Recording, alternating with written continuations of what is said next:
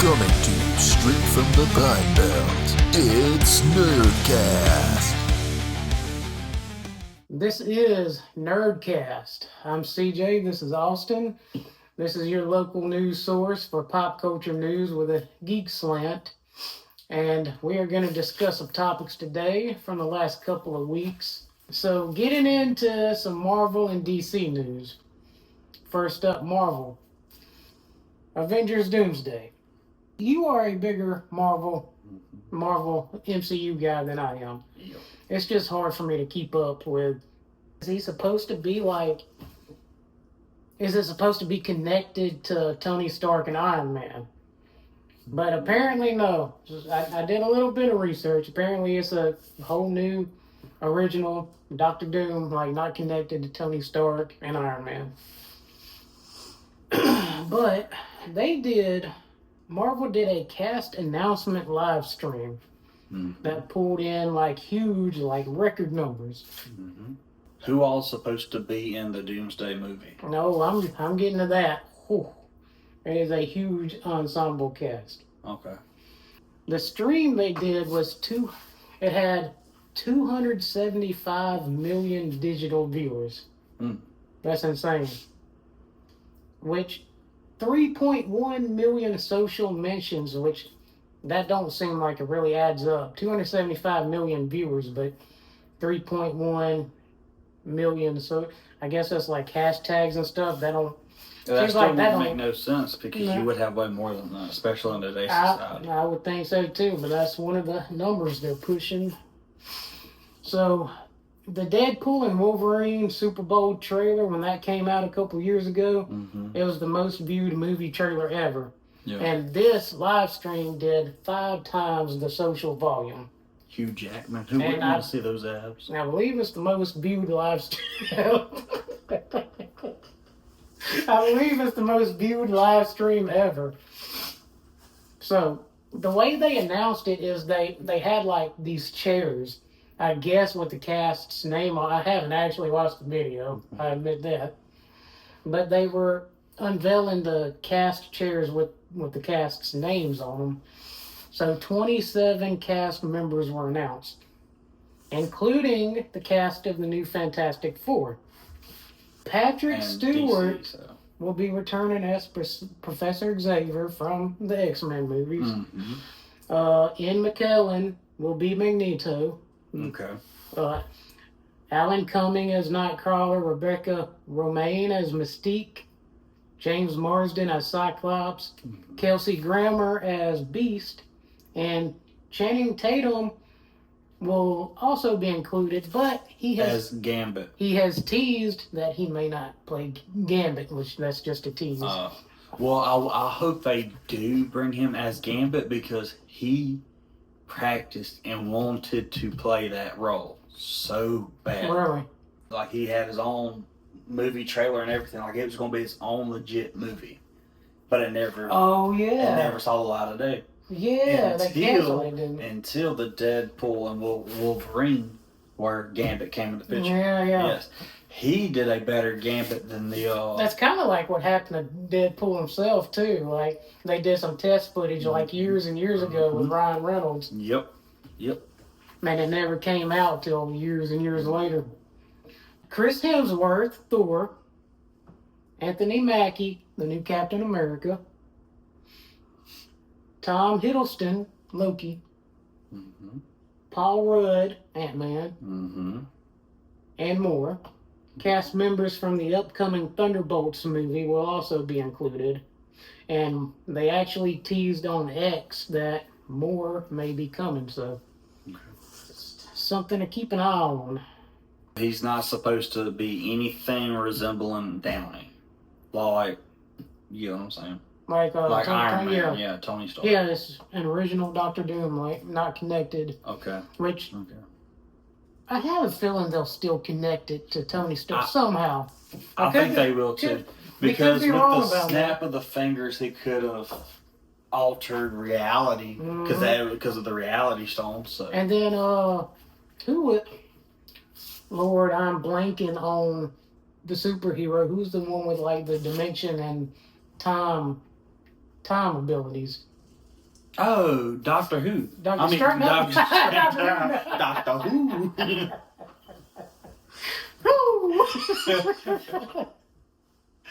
It On today's definitely was not Doctor Who. Doctor Strange is who we're Doctor talking Strange. about. You're close enough. Doctor Who. Man, it could be. I don't know. Don't know. This is going to be an interesting movie to follow. Moving into DC stuff. There was a recent interview with Suicide Squad 2016. I believe that's the year the first Suicide Squad came out, was 2016. Director David Ayer was interviewed by The Hollywood Reporter, and they were talking about the possibility of a David Ayer cut coming out, kind of like how they had the Justice League movie, the Snyder Cut, came out. Yeah. Which I still have not watched. I've always wanted to, but I just haven't. Have you seen the Snyder Cut? No. You know that's like I don't think I have. You know that it's supposed to be like a 3 or 4 hour movie. Crazy. I don't know if I could actually sit and watch it all the way through. Yeah, I don't think I could do like the director's cuts and all that. Yeah. Well, it's just not my cup of tea. Yeah. I feel you on that. Apparently, from the original Suicide Squad, the first 40 minutes of the movie was cut, some of which included flashback material. And, you've seen the backlash for Jared Leto's Joker character, haven't you? Like, they made him too, not what Joker was, I guess. I don't think he did a good Joker either. That specific Joker was not a good Joker. I think he did okay. He did good in the role, but that wasn't the right Joker to be. What made his Joker good was Harley Quinn in it. You get what I'm saying? Like the whole love interest and her willing to do whatever. I've never been big on Harley Quinn either. I mean, I'm not either, but what I'm saying is she's what made his Joker I can see that. For that role. You get what I'm saying? Yeah, I can see that. But apparently Leto's Joker was cut significantly, which may have been for the best. I mean, I don't think I could. That could have cut him a little bit more. I don't think I can handle much more of that Joker. But some characters were more fleshed out before the cuts. Okay. And his original score was replaced with pop songs, which I kind of like the score they were playing with. The 21 Pilots song. I'm blanking on the name of the 21 Pilots song, but I actually really like that song. And this is coming from a headbanger. I would be interested to see it just for the sake, because I did like Suicide, but I think I would actually like the original cut better than what a director's cut would be. No. About 3 hours is a long time to sit there and watch. Yeah, well, if 40 extra minutes would be on the director's cut, yeah, that would be steep. Now for a little mini rant, I guess you can say. Why I keep saying movie and not film. Film is just a pretentious word, okay? I grew up always calling them movies. Have you ever said, do you feel like watching a film? No. And don't lie and say. Okay, but the difference is, okay, growing up, we've always heard movie, okay? Because by the time it came out to us, it was a movie, okay? But it is a film while it is being produced. It's not a movie as it's being produced. Well, they're not really even made on film anymore. It's all digital. But, sure.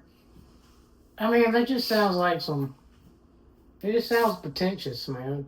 Like, they're movies. I watch movies, not films. But, yeah, so from here on out, you'll hear me say movies and not film. Just don't hold it against me. They're movies to me. Just a quick little mini rant. But if you wanna tackle the Minecraft stuff, I kind of do because like I'm a huge Minecraft fan. So I mean, seeing Jack Black, legend that he is. them not sticking to Steve being Steve. Like him being blocky and... It should have just been an animated movie. Honestly, yes. Instead of the live and animated. They never should have done that. And then they have, who was that? Jason Momoa? Yeah. Yeah. I'm not a big fan of him. I like his stuff, okay? He's got some really... He was good in Game of Thrones for a couple seasons that he was in it. He's good in that, C? I think it's on Apple TV. C. Yeah, I think that's so. what you were watching them. Yes. He's pretty good in that. He always plays the same character though. Like the...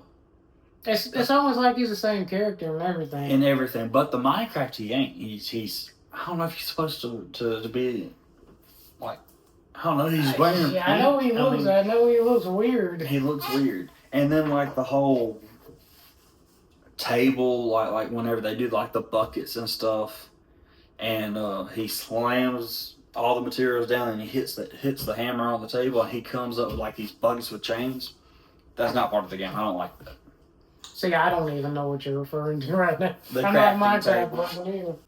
Okay, if they're gonna have like the live action part with Jack Black being Steve, and then like the other companions, they're not like the villagers. The villagers look like how they're supposed to look like, in a way. So why couldn't they just go ahead and make Jack Black and all the rest of them like that, instead of just their characters looking out Weird. out of sorts, like they're not supposed to be there. And the whole 3D and 2D or live action and animation it doesn't really work good in that movie. I don't believe. I feel like I know the movie just hit theaters. What was it, like 2 days ago? We were looking at something about it just from little bit of the trailers I've seen and commercials for it. It looks almost like a Jumanji ripoff a little bit, like it's going for that Jumanji vibe. It could be. Yeah, but I believe Minecraft is already bombing and like has bad reviews. I didn't think it was going to do that well, but I didn't think it was going to bomb. I mean, it's Minecraft. Everybody wanted a Minecraft movie. Yeah, I don't think it would be a bad movie if I actually sat down and watched it. It's just I just don't have much desire to actually watch it. Another one that I'm wanting to see really bad, and I hope they change the animation, because if they don't, it's gonna bomb big time. That is Shrek 5. The animation. Oh yes, it's terrible. It is terrible. I heard about that. Yes, They're hoping that there's enough backlash for it kind of like that they change it like Sonic. Yeah, like Sonic, because Sonic was terrible, dude. And I've seen still images of it, but I have not actually seen the footage that has been released. What, of Shrek? Mm-hmm. Oh, it is terrible, dude. It's stuff nightmares are made out of. It's crazy, man. I have good memories of the first Shrek. That was the first movie I ever saw in theaters. Really? Mm-hmm. Dude, it was so good. That came out in 2001. I know. And they never should have changed the animation. Like, it was ahead of its time. Yeah. So, Dragon Ball Z. One of our favorite anime. Anime or animes? Anime. I Well, I don't know, because it got more than one. So, some of our favorite animes. Pretty sure anime is plural without that. I don't know, but anyway. It may be. But for the first time in like forever, it's getting a different streaming home that is not Crunchyroll. Okay. Or Funimation. Or Funimation. It is going on, of all places, Fandango. I have no idea what Fandango is. I mean, I've heard of it. I know it exists. But apparently you have to pay for, I guess, by the season or by the episode. I don't know. You have to pay for it. I mean, I don't know if I actually don't know. I'm not sure if you have to pay for Fandango. the service and then you can get the show, or if you got to buy the show.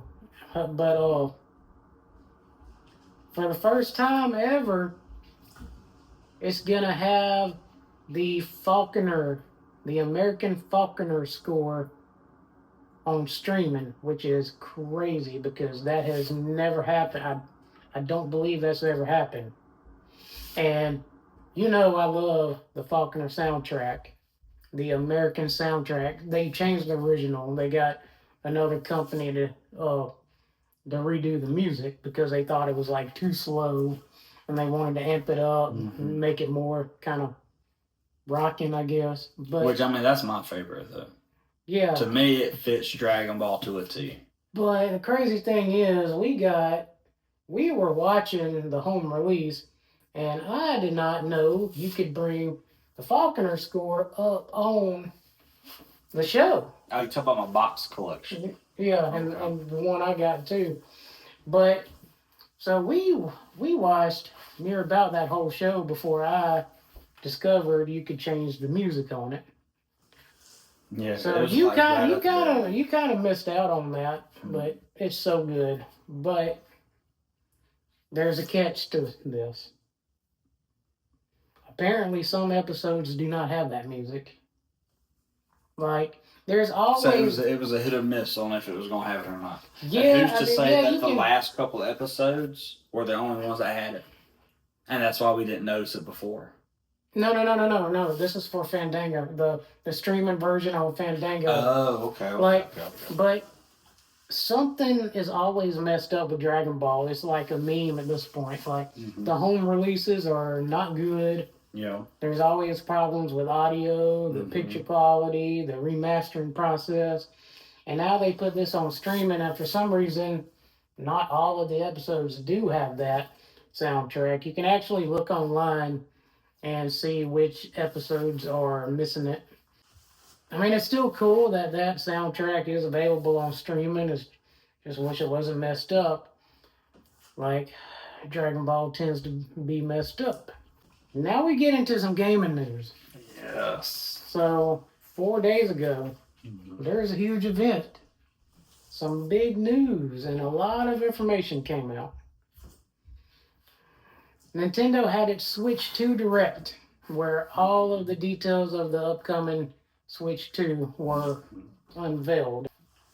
The console will launch June 5th. June 5th. Pre-orders will be available April 9th. The Switch 2 itself will be $450. Or it will be bundled with Mario Kart World, the new Mario Kart game, for $500. The digital version of the new Mario Kart will be $80. There's going to be a new Donkey Kong title by the name of Donkey Kong Bonanza, which will also be $80. There is so much information with all this that I did not actually go in. All this just hit. Legend of Zelda Breath of the Wild and Legend of Zelda Tears of the Kingdom will be re-released for the Switch 2 for $70 and $80 respectively, and that is absurd. Yeah. Especially for Breath of the Wild. And it's been out for years. Yes. Years. Yeah. Street Fighter 6, a game that came out in 2023, will be released for the Switch 2 for $60. That's crazy. Switch games, dude, they do not lose their value. No, what it is. They should. They should. Don't. As far as visuals, you will go from undocked 720p on the old Switch to 1080p. Okay, so you get a little bit of an upgrade. Okay, yeah, but no LED screen. On the screen, yeah. From docked, it goes from 1080p to supporting 4K. Okay. If your of course, if your device is 4K. Yeah. And the screen gets a major jump in size from 6.2 from the old Switch to 7.9. So that's a huge increase. Now, have you seen the new mouse feature on the joysticks? I've heard about that, and where you can lay it I don't have it sideways. included because there was so much information. Okay. You're supposed to be able to use it as if we was over there on that gaming computer. Like it's a legit mouse. That's with the Joy-Con? Yeah, that's with the Joy-Con. So you would take the little bumper plate off and set it down, and it even comes with a little strap that you put around your arm. And you're supposed to be able to move it around as if it was a mouse. They're adding a camera to the Switch now. It'll be a separate camera that you have to buy, but you don't have to use the Nintendo brand. You can go get you one from Walmart, but it has to have I think 3.0 something USB port. Okay. So they're finding ways to make it to where it seems like you have to, but there's other options out there. Okay. That's cool. There will be a C button for something called Game Chat, which will let players voice chat and share live videos. The mic is built into the Joy-Cons, but the cameras will be sold separately for $60. Yep. Okay. Game Chat will require a Nintendo Switch Online membership too. There's a feature called Game Share. Some games will be temporarily playable by players who do not have the games via a player sending them an invite to play locally. So it's kind of like how Nintendo used to do. I don't know if you remember Lego Star Wars on the Nintendos, but if I had the game and I wanted you to play with me, we could play. It wasn't like the full game. It was like the mini games where we battled each other. It was like a free-for-all. Yeah, it was like, I guess it's kind of or like that. Mario Kart, where we would all race, but we only had certain maps that we could race with. Okay. I didn't even know that was a thing. But,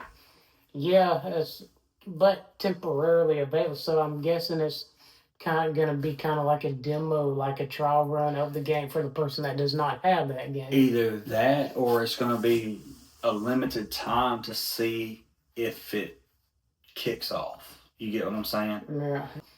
And it sounds like a cool concept, but it sounds like it could be a tease in the long run with it being limited, it appears. Temporarily available. I did see some reports of there were people already testing out and showing footage and video of the Game Chat and Game Share features, and I didn't hear good things about it. Like, apparently those features are laggy, frame rate drops. So, and it seems like it's kind of buggy right now. Maybe it'll be fixed by time of release. I don't know. It will be backwards compatible with most physical and digital Switch 1 games. That's good. So, apparently there are a select few that will not be supported. Let me guess, it's going to be The Legend of Zelda's. No. All the big ones, all their first-party titles, all the big games, it's like a select few of the online, the eShop games, digital games, and maybe a select few of the physical games, which most of them are not any of the big ones. The Nintendo Classics Library will be adding GameCube titles, with 3 available at launch, including Legend of Zelda Wind Waker, with more to be added at a later date, including Super Mario Sunshine, Pokemon Coliseum, and Pokemon XD Gale Darkness. Never played those games. Always wanted to. Those are going to be fun. They're like the stadium games. Yeah. You know I love the stadium. But it's GameCube graphics. I always wanted a GameCube. I never got one. I've been craving.